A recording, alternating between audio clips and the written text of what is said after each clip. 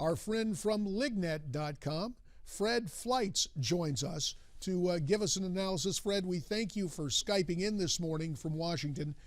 What is the latest you have heard directly from the crash scene? J.D. John, it's great to be here. Well, we hear that the Ukrainian separatists have turned over the black boxes and they've turned over the bodies to international investigators. This is something they should have done all along. This isn't going to be evidence of whether the plane was shot down by a missile. The black box would simply show an explosion. What we need is a ceasefire and the separatists agreeing to peace talks. There's really no sign that they're going to do that. The key development today will be a meeting in Brussels among the European Union when the British will try to push reluctant members of the EU to agree to tougher sanctions on Russia and Vladimir Putin.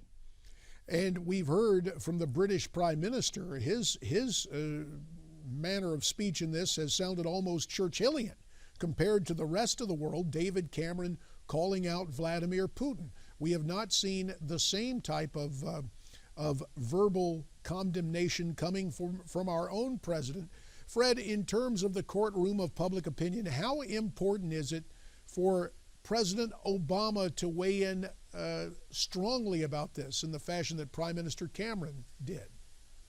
I think the United States has to weigh in much more strongly than it has. Now, we did pass sanctions against the Russians last week ahead of the down in the Malaysian air crash, but these sanctions could have been much tougher, barring Russian firms from U.S. financial institutions, the stock market in New York. I mean, they were tougher than what the Europeans have approved. I do agree with the administration that the focus really must be on Europe. Europe has much more trade with Russia than the United States does, and we should be twisting a lot of arms in Europe to get these sanctions passed. And there's a number of problems. There are European nations who rely on the Russians for energy. The French have a big arms sale of helicopter carriers that they're trying to sell to the Russians. We really have to get the Europeans to put this aside and do the right thing in pushing Putin to stop the violence in Ukraine. So the European community, by and large, reticent to step in. President Obama, when he did speak out yesterday, demanded the Russians step in and allow investigators to come in.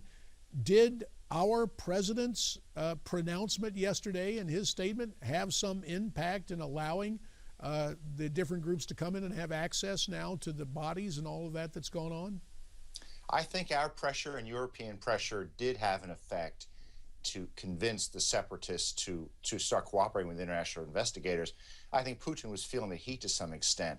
But there's a big difference between allowing an investigation of the crash and stopping the violence that caused this crash. Now, you've done your analysis on this at Lignet.com. Why are we so sure Russia was behind this?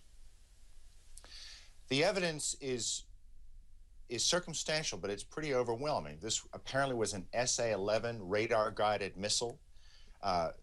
This missile, there's video that the Ukrainian government has of these radar-guided missile launchers being driven back into Russia over the weekend.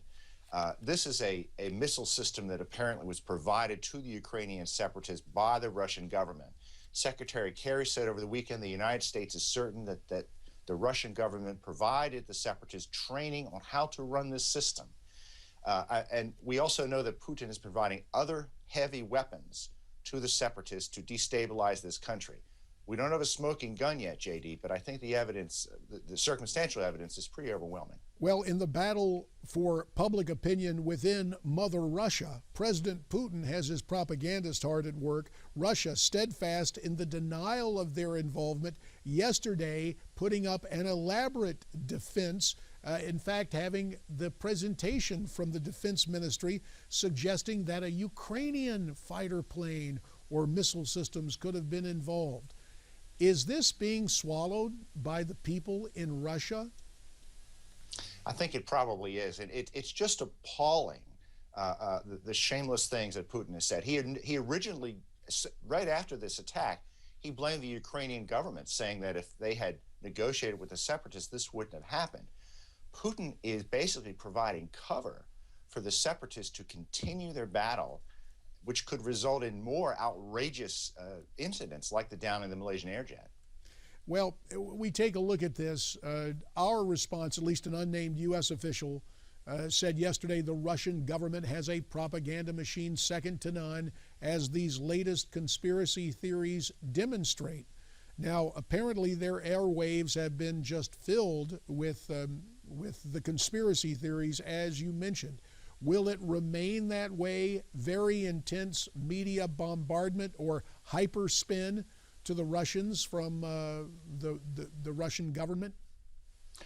I think it will, and if you don't mind, I'd like to take a cheap shot at Edward Snowden. Snowden fled to Russia, where against efforts by the U.S. government to control information, and here we have the Russian government, which has arrested journalists, is controlling the news media to put out this propaganda.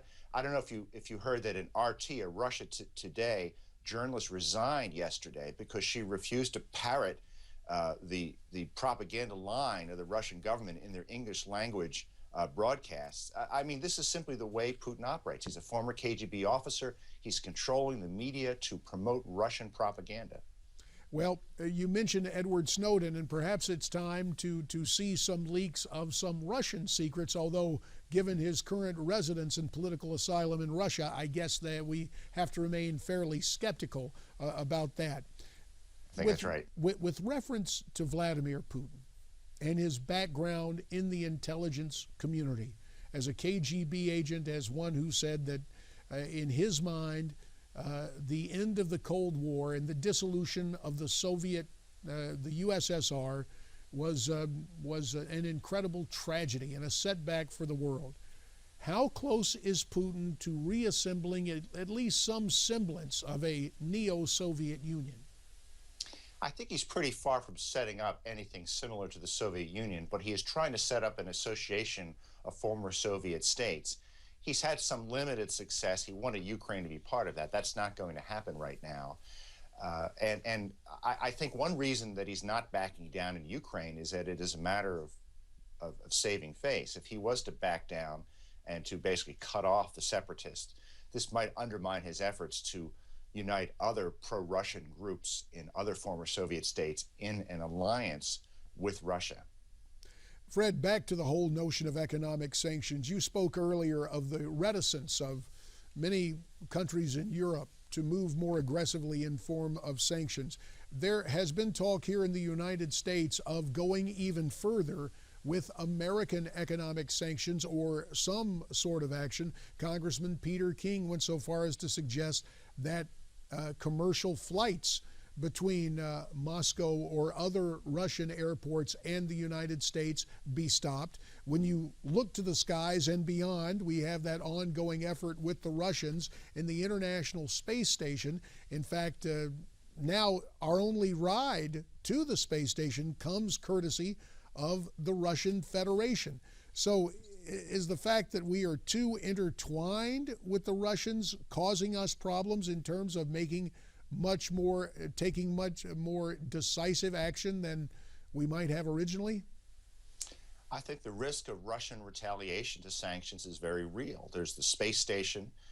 There are economic ties between the United States and Russia, but Russia can hurt Western Europe severely by cutting off gas and oil sales, especially gas sales. It can hurt Ukraine severely. Ukraine relies on almost all of its energy is gas from Russia. Now, there's been statements by some experts saying, well, maybe the U.S. can start shipping its excess gas to Europe and Ukraine. Sure, we can, but that's going to take years to develop. Right now, Russia may have us over a barrel. Well, you hear that, and then the question again becomes, in the perception of the world, we've been caught up in all the brinksmanship. Is the world still focused on the deaths of these almost 300 people aboard this jetliner, or is Putin going to skate on this? We've got about a minute left. I think the world is focusing on this for now, but I regret that there are so many catastrophes going on right now, such as the situation in Gaza. Is North Korea going to do something next week? I'm afraid Putin will probably skate by this.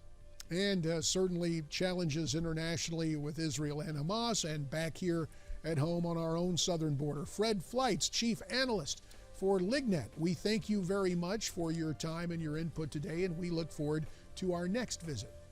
Good to be here. And of course, for more in-depth analysis, we invite you to check out lignet.com. We also want to check out what you have to say about Russia and the Ukraine. Why don't you tweet us your comments at Newsmax TV, hashtag America's Forum. You can also reach us, newsmaxtv.com/comment. And don't forget Facebook, some familiar faces when we come back.